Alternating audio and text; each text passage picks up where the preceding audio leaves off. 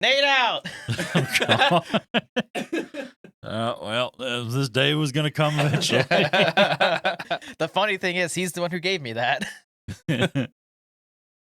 Oh, so I have saved on Amazon. There's a knockoff Lego clip that we need to get to like. Is it add a to the is it a memory. Mega like Block that. something? It's like a. I don't think it's even Mega Block. It's Oh like God. even more knockoff than that. Hey, Matthew. Yes. Super blocks. Can you angle your mic down and bring it closer to you, please? Okay, maybe not all the way down. Is that better? Yes, thank A you. little bit better. Oh my I thought God. it sounded kind of weird. I hate it. Oh, if we need a That was rant, beautiful. remind me to rant about networking. Ooh. Oh, I Like- learned something else about ASMR. Apparently, an ASMR thing is whisper singing.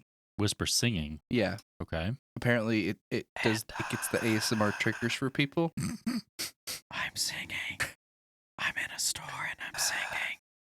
I'm in a store and I'm singing. This is not how we're going to start our ASMR channel, by the way.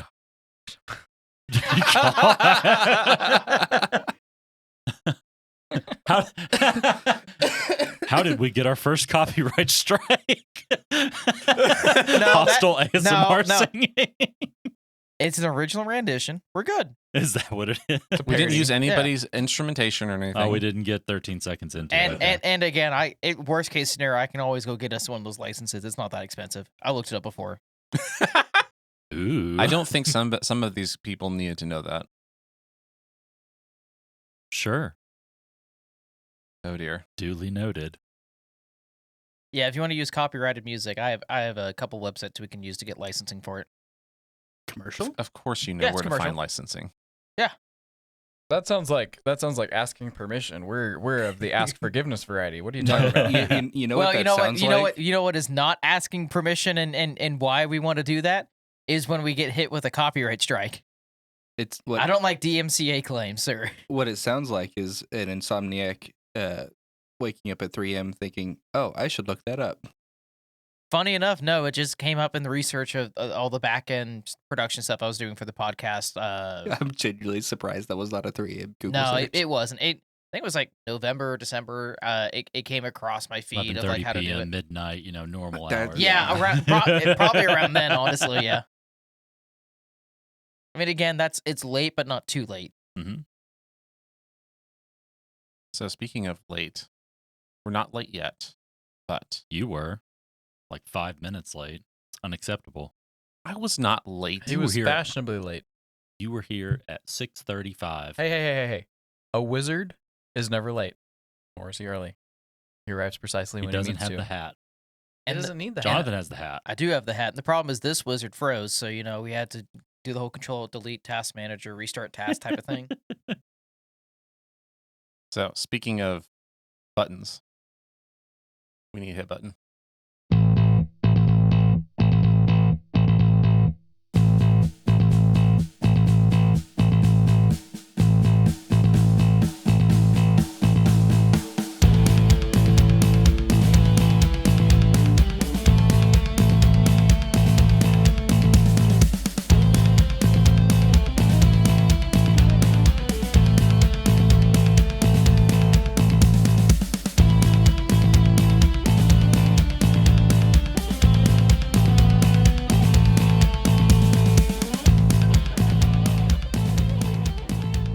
Welcome to the Hostility in the Morning Show. I'm your host, John, joined today by... Nathan.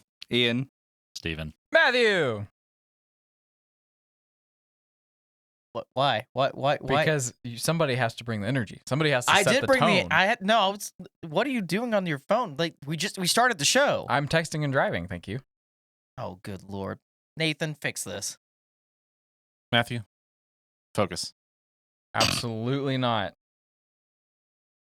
it's So probably what's exactly what's what on the happened menu with- today? Nathan. Am I supposed to start this off? Is that why you guys were upset with me being on the phone?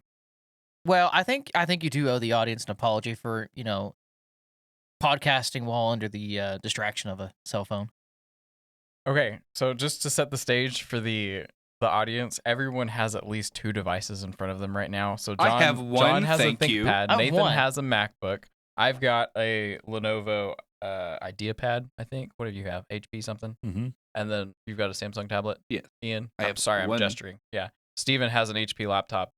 Ian has the one thing. Where's your phone sitting? In my pocket. Okay, good for you. So everybody has at least one Unless you want to count the TV. up there. large screen in front of them. Well, yeah, there you go. No, There's that 2. doesn't count because that stays stagnant the entire time. John is You know almost like what? completely surrounded because he's It got doesn't the matter ThinkPad, the what monitor, you're and saying the right other now. monitor. What matters is you guys apologizing to the audience. I leave you guys for 1 episode, and you screw. Fine, 2 episodes, traveling, and you screw everything up. No. There's You give them there's no apologies that terrible- need to be made. This was an educational exercise, and Terrible advice. if they failed, that's not on What do you us. mean terrible? It was sound advice, just ill-advised. It was sound advice in a alternate timeline. Ian, I want to tell you that you're hurting my vibes right now. I genuinely don't care about your vibes. We need to check our vibes and rescind some of the things that were said. All right, Just some Hold things? on, Nathan. A few of them. Nathan. There's a couple I actually agree with. Oh no, boy! This will be interesting. Can you It better be the can you password. elaborate as to what is going on here and what we're attempting to do? So this is in reference to episode 5. Now, What was Please- episode's 5 title? what was episode's 5? It's very title? important business efficiency stuff. Thank you. We're discussing and amending our very important business efficiency stuff. Slightly amending. I mean that was kind of on us that we released an episode like that on April 1st. I mean that is completely our bad. See, is that our bad, or was that some of the best planning we've ever done? You think we planned this? I think I the mean, yeah, way that the that's- stars aligned, the next April Fool's on a Tuesday, so assuming we keep with the April Fool's keep the release schedule on a Tuesday, is like 2030 something, like 32, 33. So it's a ways out. So this was just like the stars aligned, the calendar was perfect. So we'll handle. It was an opportunity that'll and be a like half. season 8 or 9. Assuming we're going that long. yes. Obviously, of course. What Yeah. are you If talking our about? like 5 Yeah. listeners will keep us going that long. So there are many ways to test things. Sure. There are many ways Always in production. to share information. Always What in we production. I'm sad we chose- didn't cover that last time. dang it, we didn't. That's our first tip for today. Always test in production. Always test in so production. The Okay, pilot no. testing. Stop. That's an acronym. Pilot No. testing is that was the previous production episode. in lieu of That testing. was the previous episode. No. We are moving on. No. So we shared a lots of amazing advice.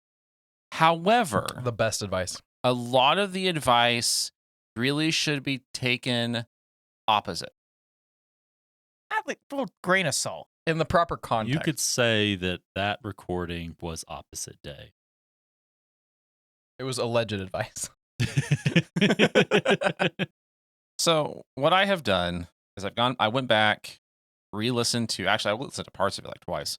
That's And dedication. noted down a lot of the broader points that we covered.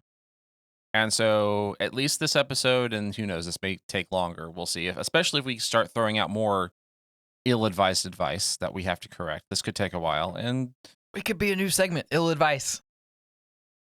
sure, get on that. I expect this segment ready for the next recording. If I had $1 for each time John has like hung his head or rolled his eyes just in the like last 5 minutes, Strangely enough, he's done that I more would than be when able we. to go to Taco He's done Bell. it way more than when we recorded this. Okay, last episode. everybody, everyone listening, I am immensely proud of everybody. What you heard in episode 5 was one take. Yeah. We did all of that one take. No, like, Now- no cracking up, nothing. There were times where we could not look at each other. Mhm. There were times where a couple of people were almost under the table, but we did it in one take. I'm proud of us. That really was an incredible episode. I am sad I missed it. I will admit that. You'll have to go back and listen to it. You Yeah, can be that- the sixth Okay, listener. so what you're to listen to asking it. what you're asking is you want me to deny all of your upcoming PTO. I have PTO? You guys are getting paid? Oh, good lord. I'm definitely bringing this up in your annual review. You obviously fine. didn't read the handbook. Yeah, definitely did not. Clearly, Wait, time out. He typed up a handbook. No, it's like a word of mouth handbook. Oh, okay. No, yeah, Right. I typed up I very much typed up a handbook. I We did talked not about copy and paste it from some AI. I hand typed that entire Yeah, thing. no, we actually talked about this in this last episode. It was what was it, word of mouth documentation? Yeah. That we just got. We'll get we'll circle back. We'll circle back to that. Yeah. It is your guys' job to remember everything that I say that's business pertinent. That's on y'all. As soon as it's brought into the ether, there you go. Now you're aware. That's your memo. Again, if we keep giving bad advice.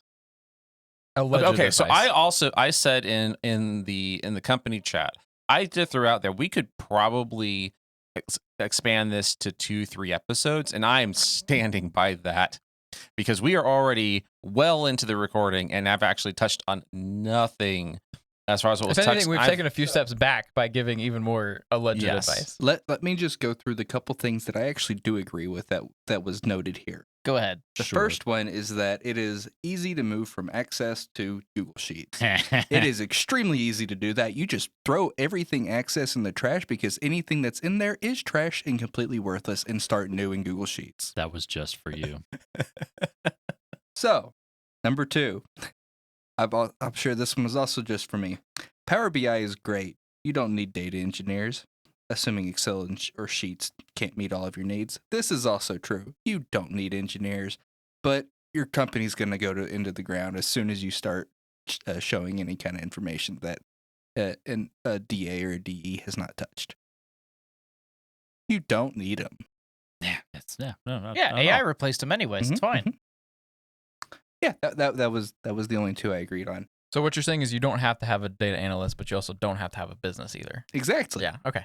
Yeah, no, that's true. You I'm don't tracking. have to have a business. Yeah, And some people shouldn't have a business. that is also very true.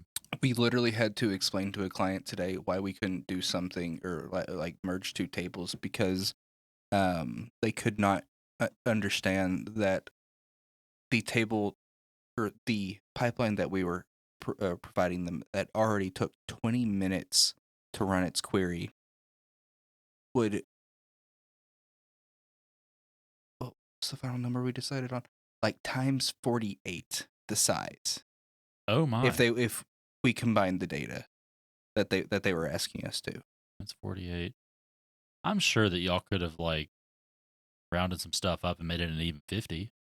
Yeah, we could have. I mean, at that point, you may as well. It would just take an entire day for the query to run. Nice whole round numbers are good. I mean, if it takes the entire day for the query to run, that's a really easy timesheet.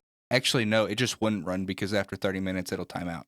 So Oh, it just won't work. Then update timeout. Just increase that. It'd be fine. Yeah, but we could. We don't have access to that. This company's way too big, and those people are on the other side of the world through 5 other. About to say different this people. sounds more like a ask forgiveness rather than permission situation. You know what? Just to get the point across, if I could somehow do it, I would. And that's another piece of advice. Just send it. If you can do. There is a time to let the requester learn the lesson. And sometimes the way you teach a lesson is you fulfill the request. It's called malicious compliance. That's what we say. All right. So back on track. Let's see how long this lasts. Probably not long. All right. So the first section. No, it's not. First section is actually Matthew's. He spoke about vibe coding. Matthew. This is one of the First of all, it is- define vibe coding for me. It is one of the biggest blights upon the land, and it's also going to guarantee job security for a lot of intelligent individuals because the unintelligent individuals are going to be leaning heavily into this. So the idea of vibe coding is, as I explained last time, it is just relying on the AI for pretty much everything. So you prompt the AI to do everything. You don't write code yourself. If you get a bug, tell the AI, hey, fix this. If you get an error, feed it back in the AI, let it fix it. You just keep going through the AI, you accept everything. There's different levels, like different people will take that to different heights, but there's a few people that they're just like let the AI do everything. You know what I love the most about this? If these people are using something like ChatGPT or Claude or any of these models that train on themselves, they're literally feeding themselves bad information. So by telling it to fix its own mistake, it's further worsening the mistake. Yeah. You mean something like this is only as intelligent as the people that program it? Is that what you're trying to say? It's not just in the people that program it. It's And only the as data intelligent. that's Yeah, fed to about it, yeah. it's all about the data that it's actually feeding from, and if it can't understand the data or at least work through the problem that it's presented, then the only thing you're going to get is bad data. And that's the one thing. It's like, yes, using AI as a coding tool to assist you, it's great for that, but you also have to understand the fundamentals of how that code is supposed to operate through every operation that you're writing it to do. Let me just say, I'm going to take a very, very mild devil's advocate stance here. So I'm listening. don't hurt me, Matthew. Just mild devil's advocate. Open source, but do it. But so if you began this process and you said, build me this, Mhm. right? Code me out. I want to do this thing, right? And it spits you out an end product. You ran that and you found a bug. Wouldn't you putting back into the prompt, hey, this spit out this bug, fix it, would that not communicate to the model that it did something wrong and it could potentially learn from? It's like, oh, this is could. wrong. Let me fix it. And then it fixes that. You put in another prompt saying, okay, cool, it's fixed now, but now this is wrong. Would it not then register that in its LLM that, okay, this thing was wrong and this is how the AI, fixed it. I'm not going to do that again. It depends In entirely theory. on the back end, how the How it host learns. is actually taking those prompts and Yeah. taking that feedback. And one of the where nice things where about- it's getting the code from the first place. Yeah. Mhm. One of the nice things about GitHub Copilot, I have to specify this Yeah. because Ian and I got confused on the way over. He thought I was talking about Microsoft Copilot. I was talking about GitHub Copilot. I will still forever curse Microsoft for not making a clear delineation on which is which. But GitHub Copilot, when you're using it in VS Code, it will give you, after every single response to a prompt, it gives you a thumbs up and a thumbs down. So you can apply feedback to the prompt. So and it'll give you a drop down of why did this not, if you thumbs down, like why did this not meet your needs? Did it not follow directions? Did it give incorrect information? So that you can help the model get better. Yeah, it's just generally it's a bad idea because vibe coding is not necessarily the worst idea. The problem, as John is kind of describing, is that what the AI can't do for you is engineer the solution. It can take the little pieces, but it's not comparing the little pieces to what it's doing, what it's done before, and it's not comparing the little pieces to what you want to do in the future. It's just taking that one little situation and applying It's its not reasoning really to able it. to truly see the big picture of what you're trying to do. Right. Exactly. And the prompter that is not context. learning or understanding why it got the error that it did or where the bug happened and or like when you put in that function and ran that function but you didn't get the desired output, why did that happen? Well, that's fine. People don't have to know how to do things. That's no. People don't have So- to have intimate knowledge of things at all. Like it's just if the thing works, it works, and that's all you need, right? No. Sure. If you can imagine, so No. on your phone, coworkers do. I'm Excuse me. I'm sorry. I had a willing to little bet cough, pretty you much know. everybody's done this at least once, but you like type in a word and then you get the autocomplete Mhm. suggestions, right? And then you just tap the middle one. And you keep tapping the middle one. And you'll get something out of it, but it very quickly goes off the rails. That's the same principle here, where it is only comparing, like in that case, it's a Markov chain. It's only comparing the last few words to create the sentence. In here, it's only comparing maybe the last few pieces of context while it's providing this. Yeah, So- because you also have to remember it's only now again, don't fully quote me, but it's between like 148 and like 160 something lines of code that it can generate at one time. Anyway, so that's its picture that it's looking at is just those lines. Anything outside of those parameters, if that function needs to continue operating outside of that, it can't comprehend it during that time, or it can't write you that. It will have to do a second prompt for you to continue moving through. So you have a pretty hard limitation in there of what the AI actually has its capability to do. Because again, comparing that to even a mid-tier coder or any engineer out there, they can write so much more than that than what the AI's current function can do. Again, it is a great tool to help Mhm. automate some of the process for things out of the box. Like a lot of like the Microsoft scripts that I get ChatGPT and Copilot to write because it's pulling it directly from the Learn document. So cool, I can go and reference that document compared to what the AI spat out and see, is this correct? Is it using the right variables? Is it doing the exact function that I want it to do? But that's because I can actually either reference my own knowledge base or Microsoft's knowledge base and compare that. You don't always have that in the environment that like Matthew works in. So to this point, one of the biggest successes that I've had with AI recently, and to kind of summarize that, computers do what you tell them to, not necessarily what you want them to do, and that's the issue. Is that when you're prompting, it will do what you ask it to do, but it can't infer any extra meaning that you may have intended in there, and that's where things can break apart. But I had a big success with writing out a bunch of tests, which can be absolutely mind-numbingly boring because it's just a lot of copy and paste. You're testing the exact same thing over and over and over and over and over. So I had like 18 different models that I was testing this on, and what I did was first I had asked it a couple questions to ask for, hey, what are some ways that I can test this? And so I took that and then I built for the first model, data model, I built like the test myself. I wrote it, had it all set up, and then for the subsequent 17 or 18, however many there were in there, what I did was I said, okay, here's this file. Here's a complete list of tests for this class. Follow that same pattern and then apply it to this file. And I did that for everything else. And I didn't have to write the rest of them. I just, scan through it, make sure it's all good, click run. I get green tests. We're good. Like that is a good example of I knew how to do it for the most part. So I was able to set up, here's a working copy, and then do this for the rest of these files. That saved me so much time because I ended up with being able to spit out a whole lot more than instead of, copy and pasting and then having to go through and edit all the names and stuff. But you would not classify this as vibe coding. That's not vibe coding. That would be a good use of AI of I know what I'm doing. I'm using the AI. I'm leveraging the AI to get to the solution that I've already planned out. I'm not letting the AI dictate like here's the best solution. It's no, this is what I want done. So bottom what line you need to do is our actual feelings on this are true blue vibe coding is bad, and you should use AI responsibly. It is at best a co-pilot. It is not a driver. Yeah, 100%. Microsoft Copilot or GitHub Copilot. Yes. I'm still waiting for us to land in that absolute hellscape of what's the word?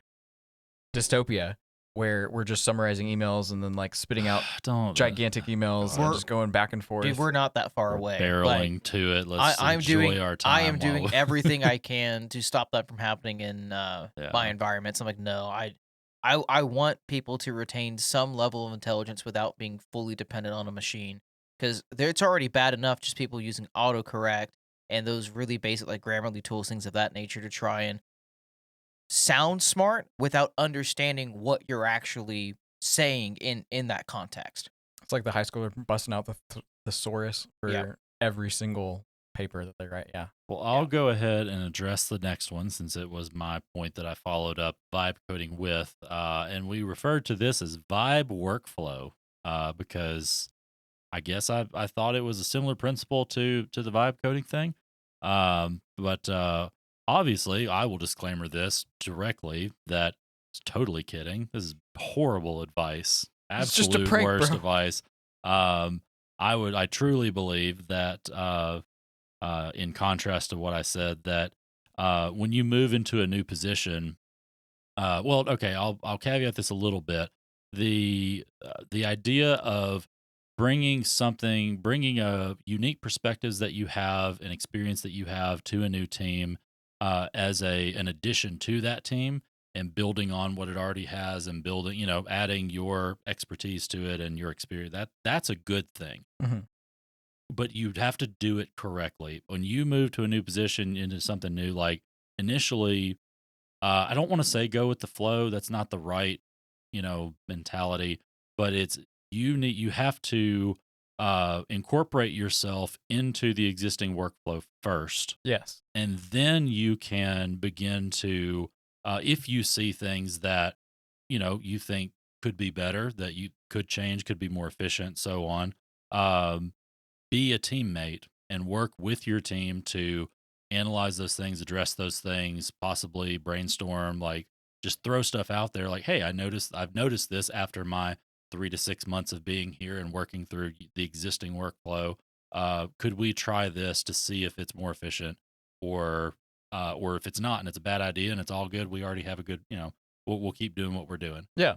So yeah, the whole general idea of vibe workflow, as we called it, of just going in and doing your own thing. No, don't do that. I mean, it's the same as what we're talking about with the AI. If you're just going in there, if you're like in this case, if you're letting the AI just run roughshod all over your code base, that's a problem. If you're going in there as an individual into a new position and you are trying to change things without understanding the underlying principle behind why things are the way they are, and the results that the team, the organization, whatever is trying to get out of this, you're doing it wrong. Yeah. Because I mean, and the example that I'll give, again, using myself as the example, like I did, joining Jonathan's team.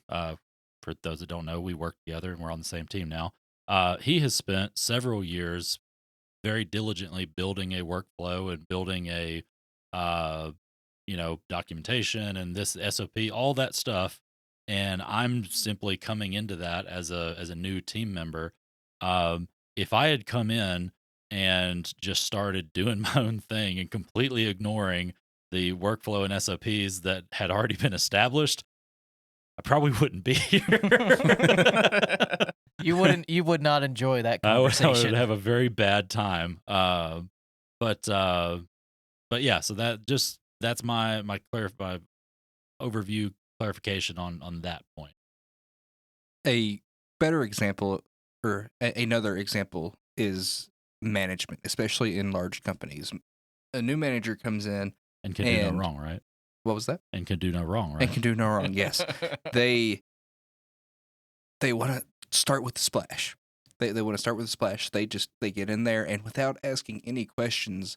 Oh, we've got a reorg. We're completely switching tools that we're using. We're going from, instead of using Excel, we're going into Sheets. They have to make their big splash, big impact. Yeah, exactly. Whereas a good manager would come in, take a few weeks at least to figure out what the heck is going on, why they were hired in the first place, start asking questions. Like one of my favorite new managers that I ever had literally had a one-on-one with everybody in the first week, asking why they were there.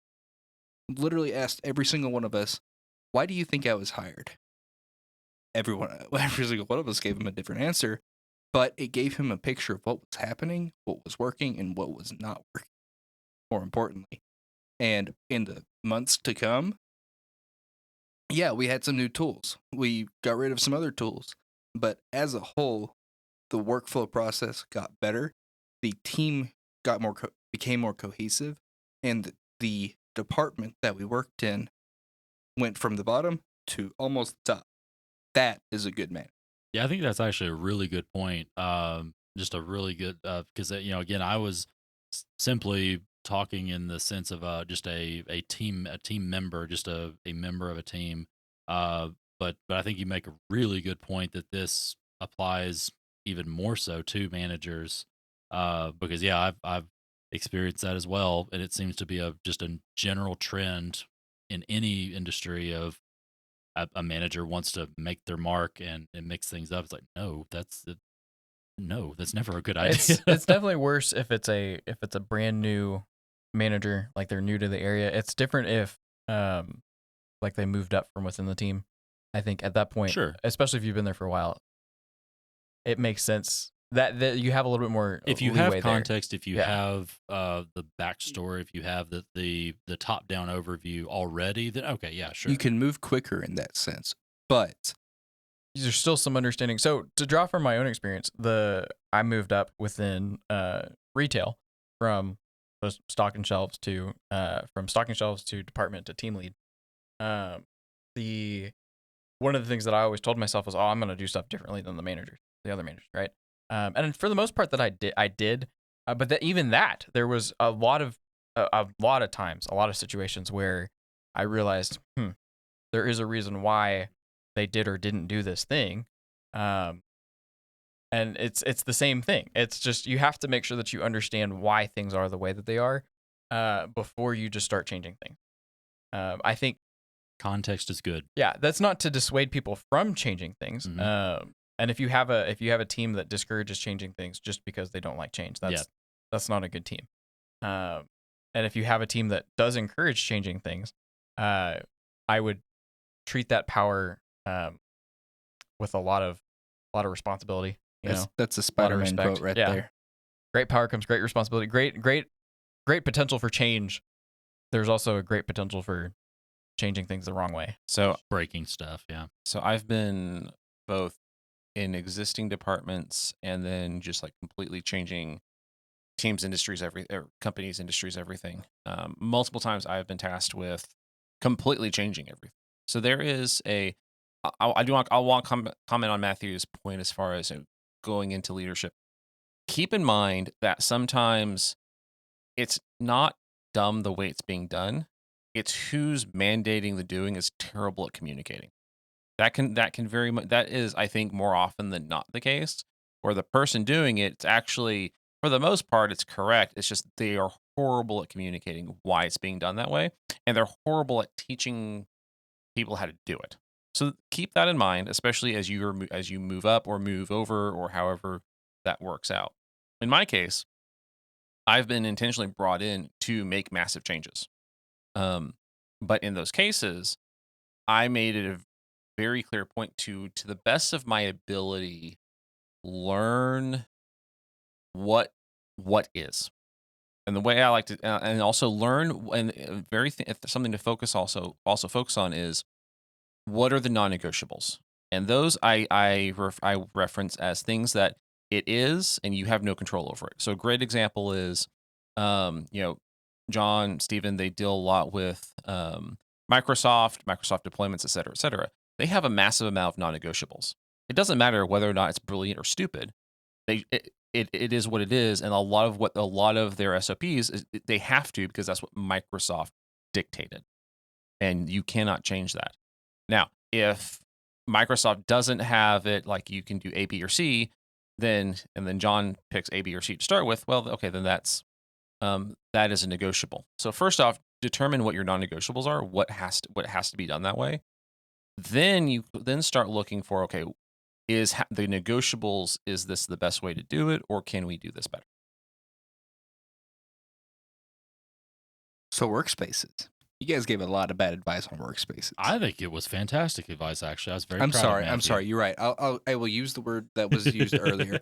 A lot of inadvisable advice on workspaces. Mm-hmm. Matthew, this one started with you. Workspaces or workspace? Workspaces. Oh. Multiple. Workspaces. I think we touched on workspace, and yes, I'd agree that was bad advice. You touched on Microsoft or Google Workspace, Microsoft 365, which is another workspace, Which is a gem, and the Apple Productivity Suite. Yeah, that one, yeah.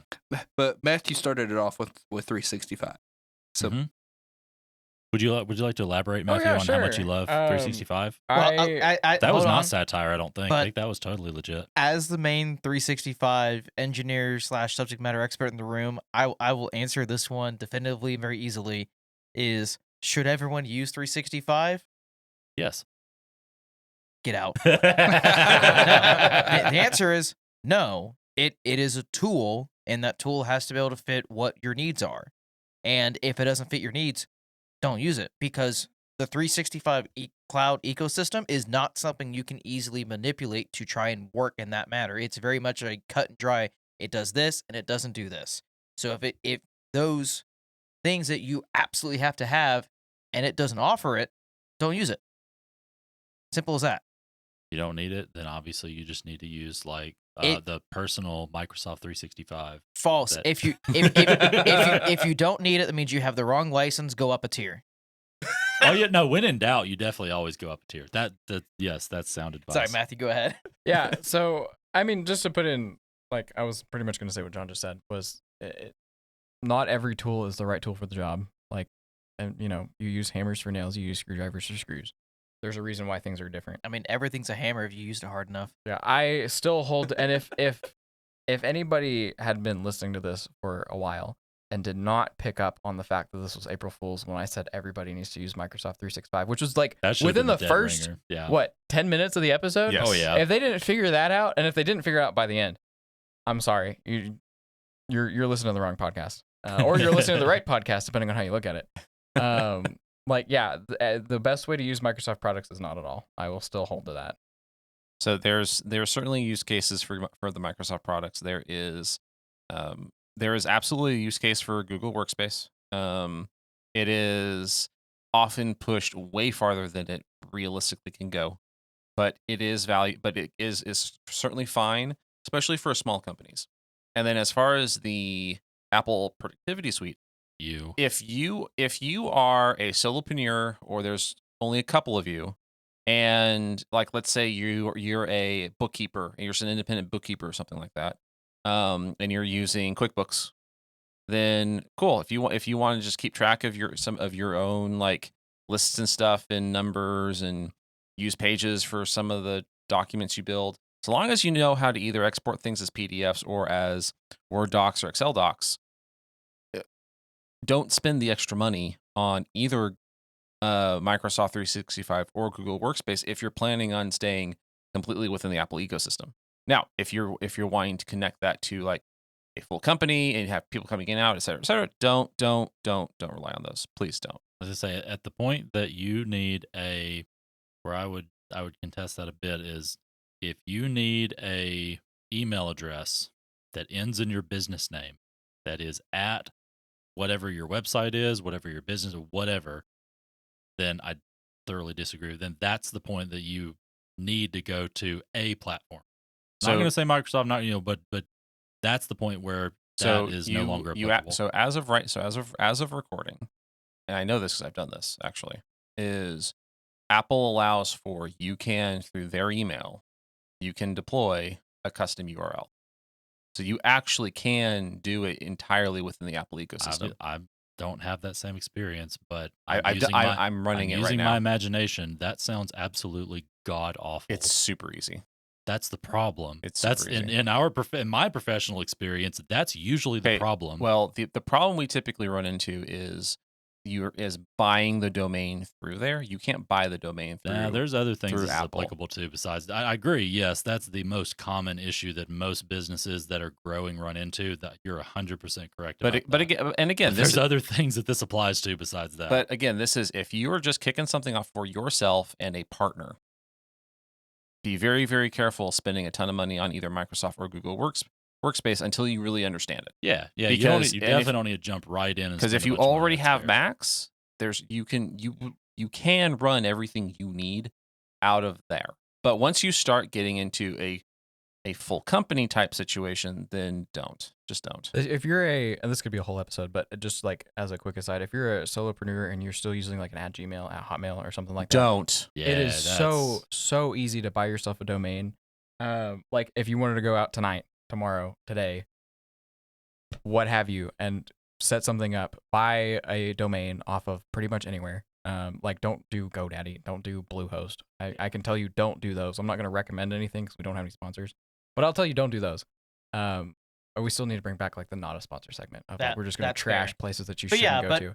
But GoDaddy is not a sponsor. Get a domain. Get a domain, and then get a domain to where that's where the domain stays, and then point it somewhere else. Exactly, because again, it is one of the cheapest investments you're going to have in your business as a whole. Like we're talking typically for a new domain, between like $5 and $30 with a very non-expensive renewal. Now, typically, but that's okay. That's the key word though. If you buy your own domain, you must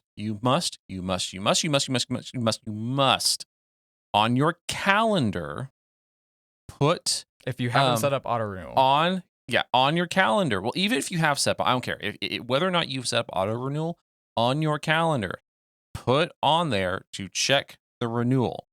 You must do this. I don't care if you put on a 5-year renewal. You must do this. I will caveat that slightly. You can do that. It never hurts to have extra layers it never hurts to have extra layers when it comes to this stuff, as far as notification. But most registrars, when you set up an account and you buy the domain and such, and you have auto renew set up, You have a field that you fill out. That's the technical contact, has an email address. They send you a renewal notification every year. Now, where my caveat comes in, if you've done this, if you have bought a domain and you've set this account up and such, make a mental note and remember what the name of the company, if it's GoDaddy, remember that you bought it from GoDaddy. And when you get an email from GoDaddy, don't delete it. Know that know that you will get an email once a year from the person that you bought this thing from the company that you bought this thing from, and don't delete that email and don't filter it out. Hence the calendar. I know and I agree that that's an extra layer of protection there. That's not necessarily necessary, but John, are you renewing our we domains have just. right now? He's pulling out his wallet. Did this remind you of something? The card that was on file, there was a there was a little banking issue where that card is no longer active. So I'm gonna go tie it to a new card real quick. We're doing it live. All the important ones have already renewed, but it was one while it's top of mind. Yeah, let's get that fixed real quick. On that bombshell, let's move on. Sheets. We are professionals. Do we as we swear. say and as we do. I think John is being proactive about it. He is. Yeah, definitely. I think Ian, you covered this pretty. Is this the thing that you covered at the beginning? The Sheets sheets is for- one of- This is a part of it. This was what I covered was a subnote for this. The bullet point here is Sheets is one of the most prominent databases in the world. Would you agree with that? I do agree with that. Really? Oh, so it has surpassed Excel. I said the One of. One of. the- Okay. it says The- one of. Just one of. Yes. Just one of. Okay. The wording says one of, and yes, unfortunately, I do. And I specifically point to an article that was shared in our group chat where the New Zealand Health Department ran $27 billion of finances out of Google Sheets, Yeah. and they're not the only ones doing it. Yeah. As much as I hate it, those poor Kiwis got a rude awakening. it's it is. This is something that is very, very unfortunate because what it ultimately amounts to is small businesses, yeah, you can do it, no problem. But there is a point where you can't. And it just doesn't make sense to store every single thing that you have in a Google Sheet. You can run team data out of a Google Sheet. You can run some finances out of a Google Sheet. But if you have, for example, in the case of the New Zealand Health Department, thousands and thousands of lines being written every day that have personal information tied to it, you have true financial information of not only the hospital but the employees and the those that you're taking care of that you're running out of it. Google Sheets does not have the security for it. And even outside of the security of it, it's just not fast enough to really handle this data. I don't know how they were running this and With a actually lot of getting patience. Well, it's the government. and don't have to actually be getting fast. anything done. It honestly boggles my So- mind. Go ahead. One thing that we have to talk to clients about sometimes is it's not all the time, but it comes up in just our dealings with the types of projects that we do, is clarifying a point of, because I would say a significant percentage of laymen, of standard users, as we would call them, Normies.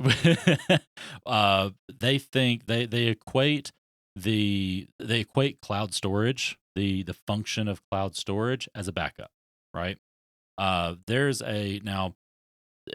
Depending on the use, sure. cybersecurity and security. The term security, when it comes to technology stuff, Mhm. is I believe understood by most as is cybersecurity, and that's the context that term is used for, more often than not. But there's a thing in our line of business that is similar but not the same, and it is data security. There's a difference in cybersecurity, keeping your infrastructure safe from attack, and then just keeping data safe in general, keeping it it's high availability is another the term we would use internally. Making sure that data is available in whatever form it needs to be available in. And so that in this whole Google Sheets example, okay, sure. That data is in Sheets, which is stored in Google's cloud. Yes, Google has tons of data centers. Yes, there is technically multiple copies of that data, which would, by some definition, constitute a backup. It's not. But the way that that's set up on Google's end, that is not for you.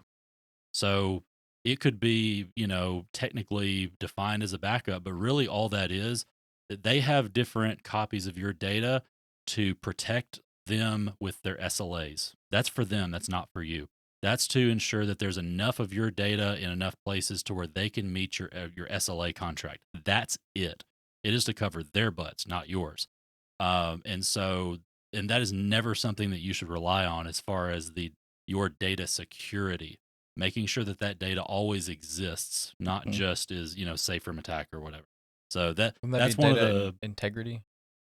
That's a part of it, I'd say. It is separate. The data integrity is just essentially just making sure everything is correct. Yeah, this is basically talking about making sure the data doesn't get lost in general. So it would be availability. Yeah, it'd be availability of the Okay, data. But yeah, so that securely available. Just kind of making that little segue real quick because with what you're talking about, I mean, I've had conversations with clients who think we're going to implement OneDrive, so now we have a backup, right? No, that's not a backup. The idea that you can kind of just sort of look at it as a backup, maybe. Like I can see where people think that, but no, it's one not. of those not even really anymore, especially with how modern OneDrive operates, where especially if you do default settings, it actually just stores everything in the cloud and then it brings down a local copy when you want to modify it, then it sends it right back up, and then after a certain period of time, it's only in the cloud. So no, it's not even can truly be seen as a backup anymore. It is more just a new data store. But as the old saying goes, is the only one who's going to ensure that your data is safe and secure and where it's supposed to be is you. Yeah. So you have to put in the work and the effort to ensure that happens. You can't just outsource everything. There's a reason so many companies are now backing off from the cloud right now and investing more in on-prem. I think that's over the next couple of years. That's going to be one of the things that I'm really looking forward to seeing how it plays out, because it started halfway through last year, and it's definitely picking up a lot of steam. If there's the backlash against the cloud, against costs, against like all the hoops that you have to jump through if you want to get out of, like if you're stuck on AWS or Azure or whatnot. It's really fascinating to see what the return to on-prem. I saw an article actually a couple of years ago that broached that subject about the return from the cloud and things becoming hybrid again. I would say we're definitely still on that trend, and that trend is only going to continue. Yeah. I mean, the cloud's not going to go anywhere. It's just people saw the new shiny thing. The pendulum swung. Yeah, the pendulum swung. Everyone was like, let's get everything out of our infrastructure. Let's put it somewhere else. That way we don't have to worry about it. We don't have to think about it, nothing of that nature. And then they saw the repercussions of the cloud is not cheap. And it is a lot of upkeep. Your only thing you're doing is just offsetting that cost somewhere else. It's not deferring it. So you're having to have that balance of, okay, you're going to start seeing a lot of organizations either now go fully back on-prem, or they're going to be in that hybrid model where they use both, because there are still good things of like what the cloud offers with its flexibility and agility that you can do with it, and certain services like email, which in my opinion still should just go away. But there is no reason in 2025 you should be running an email server on-prem. A lot of people went to the cloud to avoid the expense of new on-prem. But what everyone forgot to keep in mind was that cloud, that all the hardware on cloud is the exact same thing as hardware on-prem from a principal standpoint. You're just not paying up Yeah, front. you went from owning it to leasing it. But those cloud providers have to update their clouds. The cloud hardware has to be constantly refreshed too. And guess who gets to pay for that? So I do have a question kind of as part of one of these points, because Matthew, I actually was curious on this. Why did you mention DuckDB? So DuckDB, no, that was actually one of the things that it was kind of funny that it went along with it. It's one of the things that I have not had an opportunity to actually use it on anything. What is DuckDB? But what DuckDB is, it is a you can basically use a spreadsheet, a document, a CSV, things like that as a backend for querying. Like that was truthful. It's an actual product, and it does have its use cases. It should not be like if you're using a spreadsheet as your database, there's more problems than just that it's a spreadsheet. But I just it's a really cool product that keeps coming across my feed that I haven't had a chance to use yet, but it seems really awesome. Cool. So we pretty much covered this next point already, about Stephen mentioning Google as about security platform. So we'll just go ahead and skip over that. Next one though we can breeze over pretty quick, and I'll just say something to it. Google, I'll read it off. Google Gemini is really good, and it's surprising that it hasn't taken off yet, especially since it has access to most Google data. I'm sorry if you. It pulls its data from Reddit. No, it's not good. If you want to, did Google make the deal with Reddit, or did OpenAI make the deal with Reddit? I know Google Gemini was pulling a lot of its data from Reddit at one time in the earlier days in its implementation. So that's a choice. Yeah, it was very much a choice. It was one of those. It was like, oh, this backfired. Because again, there's some really good information you can pull from Reddit, but you have to know where to go you have to find sift it. pretty far. Yeah, Google's Gemini is the Wikipedia of the AI platforms. Oh, wow. There is some good stuff that's in there, but there is a lot of false information. And I mean, there was the issue with the founding fathers a couple of years, like year or two ago. Any historical person, any historical person, not just the founding fathers. It just can't get. It doesn't know. It does not provide factual information. If people haven't figured it out before, we're an American podcast. At a rate that is scary. And they have fixed some of it, but all of that information that it was trained on to present those answers to prompts that were given, it's all still there. They didn't just wipe it clean. So, yes. Is it usable? Sure. Is Wikipedia usable? Sure. Should Wikipedia be used as a reference source? No, and neither should Gemini. Moving on. I can't disagree with any of that. So one of the things that I would like to point out here is that, because I am on Reddit a little too much. I haven't been on it anywhere near as much as I used to be, just because it's definitely gone down the tubes, and it's not because they're going like they were pumping for the IPO or anything. It's just the users are trash, like absolute freaking trash. I was one of them for a long time, but one of the things that I see all the time is there were people that would go through, I forget what the service was called. It was like, I don't even remember what it was called, but the idea was that you could plug in your credentials and it would go through and either delete your comments, like all of your history, because they didn't want it to be trained on the AI, or it would garble it and just put in some nonsense to hopefully like stick one to the AI people and, garble up the training data. What just occurred to me was that if Google, OpenAI, whoever made a deal with Reddit, most likely they have backups. They have all of that data still available. They're not bound by whatever is publicly facing. They probably have a whole lot more on the back end. Oh yeah. So yeah. I think what I would be really curious to know if that's the case, if like Google or OpenAI or whoever actually has access to all of the existing comments and whatnot, because if that's the case, then all the people did that just went in and deleted all this stuff is just screwed over the other users. Because I've found that where I'm looking for an answer to something, and Stack Overflow isn't helping, so I go to Reddit to see if there's an answer there, and like some of the comments that could have answered my question. And there was one case where like the Google result showed the answer, like it showed like part of the comment, and then I clicked on it, and then it was all garbled in there. Actually, I will give one further point to why I really hate Gemini. I'm being forced to use it as an Android user. Okay. Google is moving from Google Assistant to Gemini as its replacement. These moves by Google, as anyone who listens to this podcast should know, I am not a fan of Apple. I am genuinely considering moving everything to Apple products because of this. That's something. That's a big statement. Ian's hot take of the day: move everything to Apple. On that note, no. It just meets the needs. On that note, Jonathan? Well, I guess we will continue our apology tour next episode. We will adjust. There's we will plenty address more. the rest of Yeah. our No, transgressions. not in, apology tour. Our vibe check. Yes, we will continue the vibe check in We don't apologize for anything. We'll continue the vibe check in a future episode, but we thank you all for joining us today on the Hostility in the Morning podcast. If you stayed this long, thank you, and bless you, either one. And liked what you heard, leave us a comment and let us know. We would very much like to hear from y'all.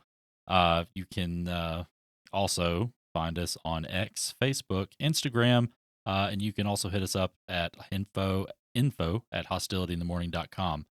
We upload every other Tuesday, very, very early on Substack, Spotify, Apple Podcast, and YouTube. If you want a one-stop shop for everything hostile, you can find everything at hostilityinthemorning.com. And remember, have a hostile morning.